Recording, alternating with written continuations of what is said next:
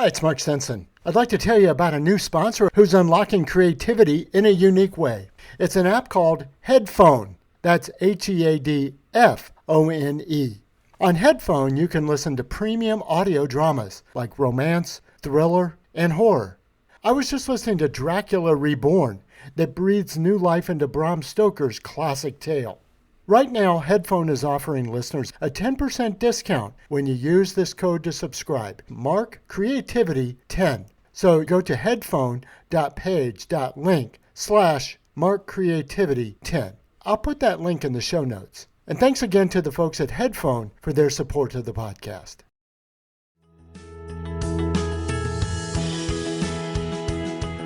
Tap into your most original thinking. Organize your ideas and create the opportunities to launch your creative work.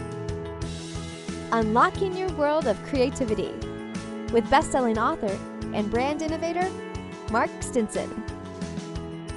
Well, welcome back, friends, to our podcast, Unlocking Your World of Creativity. And our worldwide travels talking to creative practitioners take us to the Midlands of the UK in Birmingham, and we'll drive about 12 miles northwest of Birmingham to the town of Wolverhampton. My guest is Martin Tracey. He's a author, and we're going to talk about his genre and his passion for storytelling. Martin, welcome to the show. Thank you, Mark. Thank you for having me. Yeah, tell me about this town of Wolverhampton. Yeah, so the West Midlands per se, that's the Midlands, but there's the West Midlands per se that all interlock into one another. So I'm actually a Birmingham born and bred. I live in the northwest part of Birmingham, which touches upon Walsall, which touches upon Wolverhampton. So they're all mishmashed together, really. However, Wolverhampton is actually the soccer team I support, Wolverhampton Wanderers. So it's quite a tight-knit area, whether it's Birmingham, Walsall, Wolverhampton. There are other places like West Bromwich, Dudley, etc., etc. Yeah, the area that I live in is not famed for its hot summers, shall we say. It's usually quite rainy, and it's very much industrial. If people are familiar with the Industrial Revolution that happened back in the 17th century and 18th century, where Birmingham was the pioneer in that. There's an old saying, Birmingham has more canals than Venice, even, because they used the waterways to transport the produce that was being made. There's the jewellery quarter that's in Birmingham. Wolverhampton was very big in terms of industrial steel making and making locks, believe it or not. The locks that you have on your doors. It was a kind of a real groundbreaking, but yeah, very industrial. Furthest part of England from anywhere, any coastline. So right smack in the middle of England, but a few years away, England, everything is quite small, compact. So it is reachable by car and train quite easily, the coast. But we are the furthest from anyone. I love it. Thanks for painting that picture for us, because Okay. Martin, I think like many writers, your setting, your town, your background informs a lot of your writing. Now, your genre is paranormal and a lot of fantasy storytelling, but you draw on some of your background and your upbringing and this setting into the location, into your stories. Tell us a little bit about that and your work. Yeah, sure. Your listeners would have already identified that my accent is is a true Birmingham accent. The only other people you've probably heard say this is UB40, the pop group. Oh, sure. Yeah, so they've got the Birmingham accent like myself. And I don't know, Peaky Blinders, how big that is over in the States. But again, that's a backdrop of Birmingham history. But bringing it back to your question, where I'm involved with using my background. I'm passionate about coming from what we call working class roots in Birmingham. So a lot of the characters, a lot of the situations are set in that kind of arena. Plus, I do set a lot of my books, particularly the Judd Stone series that I'm writing. I'm now embarking on 5 and 6 simultaneously, which is a bit of a challenge. So there's 4 of them available. They're set in Birmingham. Judd Stone, the protagonist, is a bit of an anti-hero, and he pops up here, there, and everywhere in Birmingham and the like. And he's actually on a fictional, but it's obviously based on West Midlands Police, but a fictional police force, and then he becomes a private investigator by the time he's on book 4. But I think there's an old saying, always write about what you know, and I think that's what I've done with settings and with even with character development. And certainly, probably the way I write, even it comes over that the only one who I think who's similar in terms of writing style to me, I think Martina Cole, who writes a lot of gangster novels and that kind of thing set in London. But that's just the approach of using the English language is probably similar to mine. Yes. She's a very good author. I'm really like her. But from the supernatural and everything else being brought in, I always loved the Hammer House of Horror films as a kid. They really fascinated me. All the classic Gothic stuff, Dracula, Frankenstein, and all that. But then, obviously, reading one of America's best writers, Stephen King, I was always really bought into his books. That supernatural element is something I like to bring into the books, along with the Midland settings. And yeah, and the other thing is, of course, my background, primarily my first love was music. I played in a few bands in and around Birmingham. I did support Roland Gift of the Fine Young Cannibals. I think you should have heard of them in the definitely. States in the 80s. Yeah. So She drives me crazy. Yeah, there you go. Yeah. That's what Roland's famous for. My music career never got anywhere near as famous as his. However, because music was my first love and I love songwriting, and you're telling a story, really, when it just came to move into novel writing, it not that much difference to a certain degree. Obviously, there's more words and there's more scope, and you're just telling a bigger, longer story with a lot more factors within it. But that sort of creativity of just wanting to tell a story, that came from my musical background even. And music is something, again, that cuts through all of my writing, and there's always a musical element within there as well. Thanks for that background on the craftsmanship. I'm really curious from your point of view, Martin, this kind of suspense, dark fiction. You've talked about crime and that sort of thing, these themes and the stories. How do you create the pacing, the story, quite literally from a craftsmanship standpoint? How do you outline and create the flow of your stories? Yeah, it's a great question. And my answer will be similar to other authors, but I know that other authors will create it differently in terms of their process. You have to do what works for you. What works for me and what allows me for, as you probably got a flavour thus far, there are a lot of elements and sub-layers and different things being pulled in all the time into my stories. I think that's one way, as long as you're careful with it, I think that's one way that keeps them original and keeps them as page turners. So when I outline it, I have obviously the root cause, the root core idea of what I want to do for that story. And then I'll create what I prefer to call a framework rather than a plan. So it will have a sort of a framework of how the chapters are going to flow, but if I don't stick too rigidly to that, because you get little light bulb moments as you're developing the characters, developing the storylines. You might see something that inspires you from another piece of art or craftsmanship, even watching films, telly, reading other books, etc. That just inspire you to maybe go off in a slightly different direction. So it's about that framework and allowing the journey really to ebb and flow a little bit, and the road to become more windy than straight, if that makes sense. Definitely.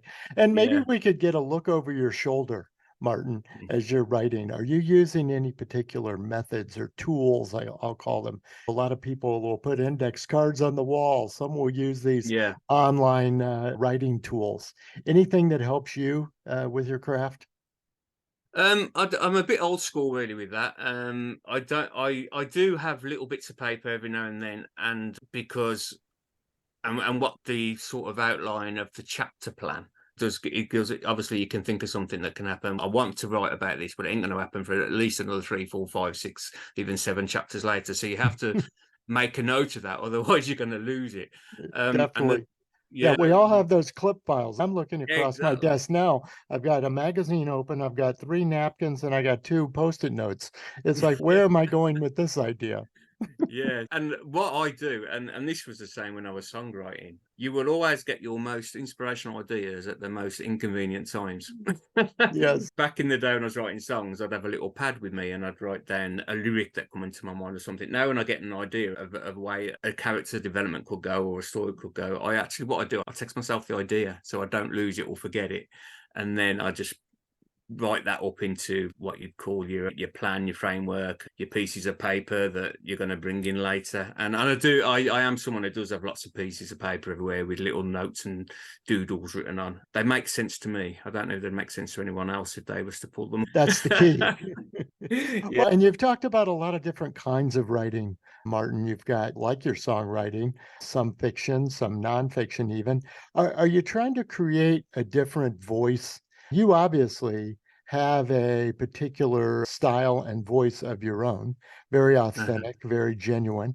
But are you trying to vary that in your different work? I think so. I think the answer to that is yes and no. And if I can try and explain that, I think first and foremost, I think if you try and write to formula too much, it's not going to be as an interesting story. I think you've got to write from the heart and the gut and believe what you're writing. And another bit of an old cliche, I want to write books that I'd like to read. I know what interests me. Bear in mind, I understand there's a reader at the end of it, and I definitely always want to connect with the reader, but you've got to write it from your own personal perspective that you're going to like it first off, and then if you like it, hopefully someone else will. But in terms of a voice, there are lots of great authors out there and they all have voices, and I'm not necessarily trying to break them all, but what I guess I do try and do is, because I'm interested in so many different factors and sub layers, that's probably what my voice is, that there will be these sub layers, these subplots.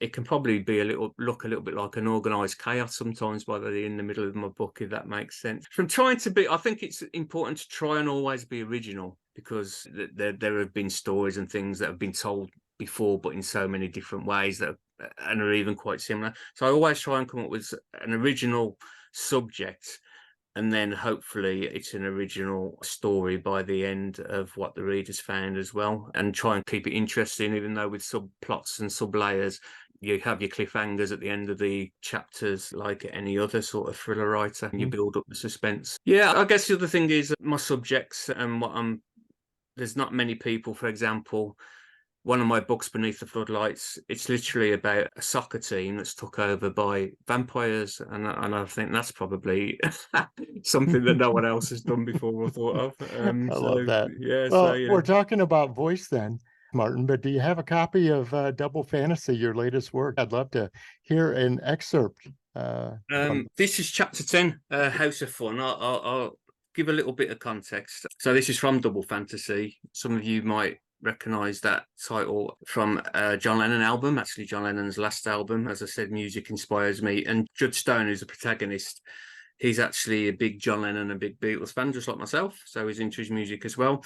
What's happened here is, in Double Fantasy, with him being a big Beatles fan, he thinks he's got away for the weekend from doing private investigating, and some old friends have phoned him up and he's gone on a boozy weekend in Liverpool, so he thinks, and he's actually replacing Andrew Ridgeley as one half of Wham in an 80s festival, because the Andrew Ridgeley tribute act has had a skiing accident. But at this 80s festival, take place at Liverpool Docks, there's a tribute act to Boy George, a tribute act to Madonna, a tribute act to George Michael, Duran, etc., all these 80 people.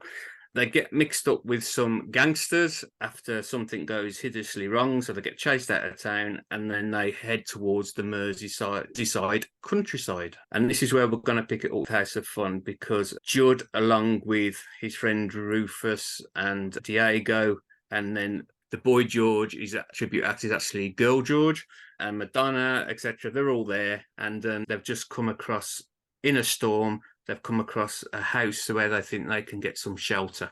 That's the context for where we are now. Chapter 10, House of Fun. Judd was first to reach the door. It's locked, but I can tell that it doesn't have much holding it firm. Stand back and I'll put some welly behind it. Please do, Judd, and hurry. This weather's terrible out here. It's making my mascara run, said Madonna. Mine too, said Girl George. With all due respect, ladies, I think we have more important things to worry about than your makeup being compromised, said Rufus. Although I do recall Liza Minnelli saying the same thing to me once during one of her visits to the UK. Rufus's remarks fell on indifferent ears as the door burst open courtesy of Judd's meaty shoulder. We're in. Diego entered after Judd, just in case there were any surprises waiting, and was then swiftly followed by the others as they escaped the torrential rain. Is there a light? Asked Madonna, pleased to be out of the storm, but a little unnerved by the surrounding darkness. I've just tried the switch," answered Judd, "but either the bulb has gone or the electric is cut off." "Here, I'll use the torch on my mobile phone," offered Girl George. "Good thinking," said Judd, as visibility instantly became clearer courtesy of the torch. "That worked a treat." "Yeah, it has, but I can't get any signal," said Girl George. "And maybe it would have been better leaving our eyes ignorant," said Rufus. "Just look at this place." The torchlight on the phone surprisingly projected a much more powerful beam than imagined. However, it still cast an eerie arc as it struggled to flood into every corner and parameter of the room. "When was the last time anyone lived here?" said Diego. "It's like we've gone back in time," observed Madonna. Neither Diego or Madonna were mistaken. There's no evidence afoot of living in the 21st century, and not much more of even the 20th century.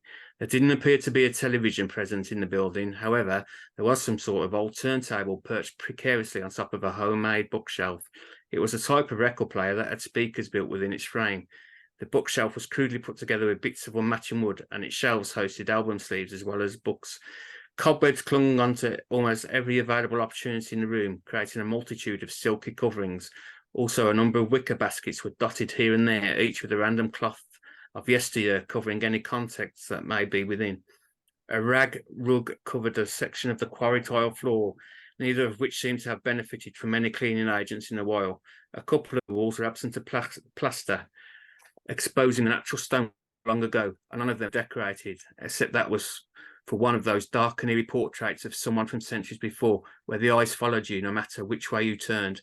A beveled mirror also hung above the open fireplace. Over the passage of time, the reflective glass of the mirror fell back into desilvering as a number of dark spots were in situ.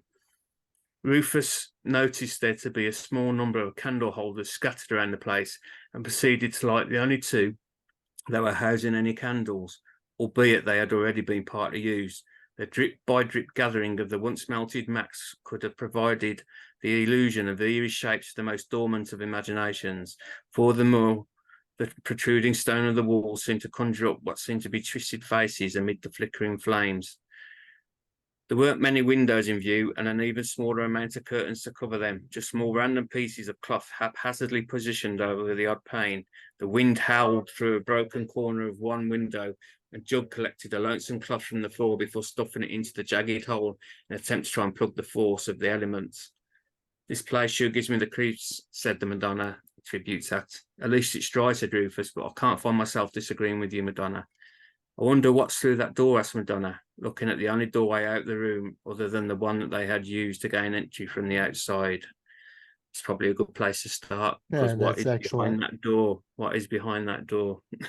Yes, yes. Very descriptive, very, Thank you. lots of painting the picture. And plus, now I like to add the author's voice. We've been talking about voice, but literally your voice is part of the scene now for me. Yeah. Yeah, I like Yeah. that. Yeah. Yeah. Yeah. Very good.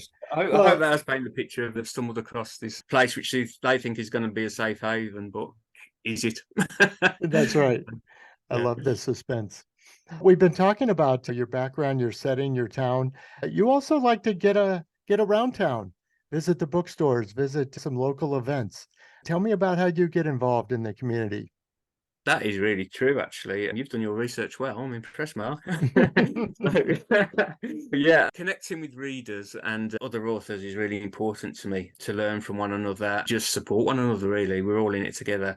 So what I tend to do is sign up and be a part of these multi-author events, if I can call them that, where, if you can imagine, I don't know if you're familiar with it, it's a bit like a convention. Yeah, they're like market stalls. So each author will have their own market stall, so to speak, and they sell their wares and their signed copies of their books at their market stalls, and then readers can come and meet them, obviously. And it's a wonderful way to build your profile visually.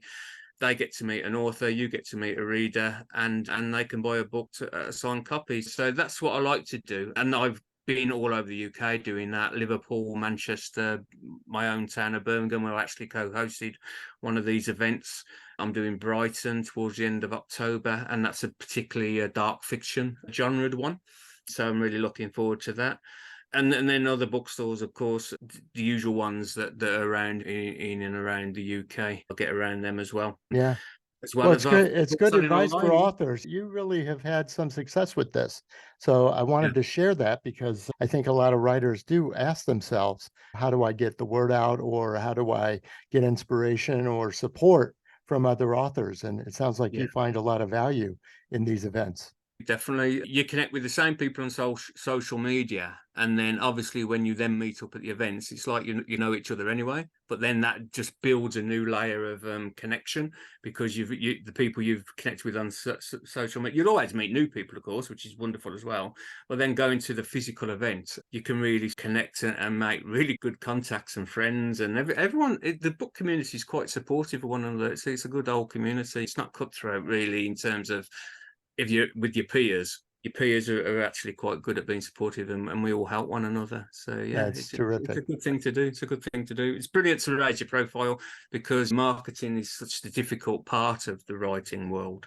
And I find this personally as a good way to build the profile, and people actually know that my books exist. Yeah, it's been fantastic talking to you about your completed work.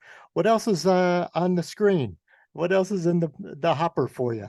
Yeah, there's a few different projects. Immediate sort of novel writing, as I mentioned earlier, is books 5 and 6 in the Judd Stone series. The reason that is because I've had two simultaneous ideas. I told you that they come at the worst time. So I'm Hmm. actually been quite ambitious in trying to write them side by side. But that's worked well good, because I can make little linkages in the series. So book 5 is called, working title at the moment is When the Levee Breaks. And it's about, actually inspired by a Mexican, what would I call it? A story, but it's more than a story, a legend. That's it, a Mm. sort of a Mexican legend story around where the haunting of a lake takes place. So I've brought that theory into Birmingham. There's a famous park in Birmingham called Sutton Park. So that theory of this Mexican legend of a girl who drowned being haunted, and what Judd has to do is try and find out, amongst other things, why that has happened. In the 6th one, which hasn't really got a title yet, that is in very early progress. It's going to try and look into the black market of organs being sold on the black market, like Mm. kidneys, livers, etc. So I know it sounds a bit grim for some people, but it's a story that, it's something that is happening, I believe. Obviously, I'll put a fictional slant on that, but with all my books, I do mix fact and fiction together, which is something I was inspired by Dan Brown, actually, when he done it with Da Vinci Code and Yeah, Angels and Demons. it's a good source of Different topics. inspiration. Yeah, Yes. exactly. Well, Different perfect. topics, but the way he done that gave me the confidence to actually attempt that myself. Yes. And then the other two projects are actually non-fiction, where I've just released a discography, which is as a short biography and all the artwork of Duran. But I'm now working with a publisher called Andrew Spark and a lady called Maggie K. DeMond, who was actually an 80s pop star in a band called Scarlet Fantastic. Certainly made the top charts in the UK, not sure about the US, but her brother, who sadly passed away, he was in and around the scene of the Birmingham scene in the late 70s, early 80s, and caught very early pictures of Duran and other bands, Culture Club as well, Boy George, before they were famous. So we're actually working on getting them harnessed into a series, a collective series. So that's a really exciting project, and it's Yes, something that very people exciting. should see. Yeah. Yeah, yeah. Lots to And look then, forward to. So we're going to yeah, want to yeah. stay connected with you, Martin. Where can our listeners find you and follow your work? Yeah, so I have my own website, www.martintracey.co.uk, and that is Martin Tracey, CEY at the end of Tracy, .co.uk. So not .com, something I should probably sort out .com actually, but at the time, .uk is my domain name. But if you Google it, I should pop up. Obviously, I've got an Amazon author page, and you find all my books on Amazon, and the links are from the page, but there's certainly some biogs there. Also, I'm on all social media platforms, Twitter, it's X now, isn't it? Yes, formerly Yeah, known as Twitter. Now that we're yeah, talking commonly about, known as yeah. Twitter. I'm at Martin Tracey 1, so just my name with 1 on the end. Martin of Molyneux Author on Instagram and TikTok. The reason it's Martin of Molyneux is that's the home of my beloved Wolverhampton Wanderers, Molyneux, where they play. And then I'm trying to think, have I missed out a social media platform? But they're all connected from my website. Yeah, they're all there. So Yeah, they're all go to there. martintracy.co.uk and you'll find all the information in the contact section. Martin, what a great conversation. I've really enjoyed talking with you today. I've really enjoyed talking to you, Mark. Thank you so much. If I just very quickly, there is one other project I'm working on. So again, working non-fiction with an 80s band called Fuzzbox. We've got Fuzzbox. We're going to use it. I'm working with them to create their biography. So that's something exciting that's in the pipeline as well. But sorry, just I thought I'd No, get that. I love all the 80s revival work. It's bringing all Yeah, those names back to the front of my brain now. brilliant, brilliant.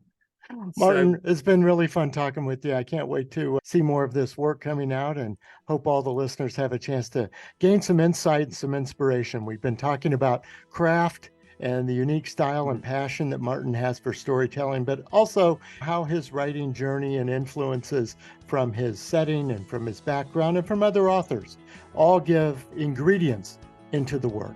So we can learn a lot from that. Thanks again, Martin. thank you. It's been an absolute pleasure. Thank you, Mark. And listeners, come back again next time. We're going to continue our around the world journeys. We'll be stopping in Amsterdam. We'll be stopping in, New York City. So we've got lots of stops along the way to talk to other creative practitioners about how they get inspired, how they organize their ideas, and most of all, how they gain the confidence and the connections to launch their work out into the world.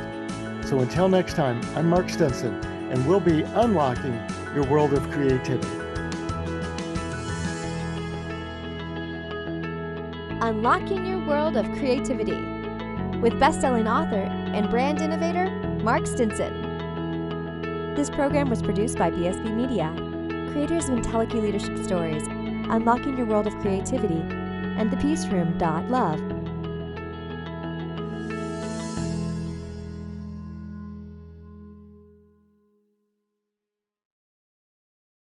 If you like this podcast, here's another show that you'll like from BSB Media. The Patients Speak. Healthcare innovations accelerating the patient journey. It features interviews with healthcare leaders, patient advocates, medical providers, and researchers. Presented by 83 Bar. Look for The Patients Speak on your favorite podcast app.